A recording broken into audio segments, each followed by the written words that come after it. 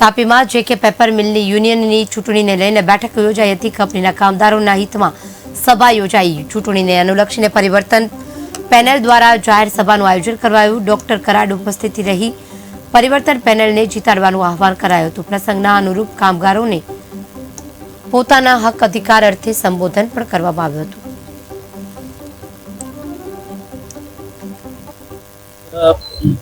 जेके paper कामगारों की तरफ से सभा का आयोजन किया था और मुझे निमंत्रित किया था। मुझे खुशी है कि मैं यहाँ पे आया।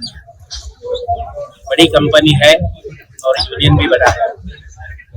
कंपनी का टर्नओवर अच्छा है, प्रॉफिट भी अच्छा है, मगर कामगारों के जो वेजेस होने चाहिए, उनको जो सुविधाएं मिलनी चाहिए, वो कंपनी के प्रगति के हिसाब से दिखाई नहीं देता है।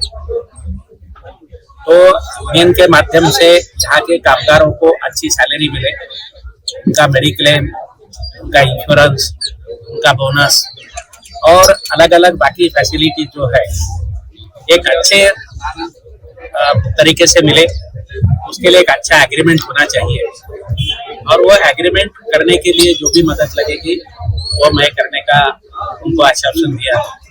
29 તારીખે જે ચૂંટણી થવાની છે એના સંદર્ભે અમારી પેનલ એક દીવાની નિશાનની પેનલ છે।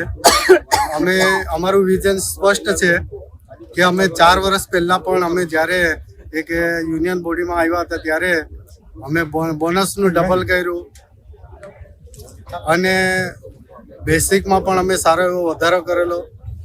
જે કોલોની સાઇડમાં આજે ટોયલેટ પણ નહીં હતું એવી પરિસ્થિતિમાં પણ વર્કરની જે અસુવિધા હતી તેને સુવિધામાં પરિવર્તિત કર્યું।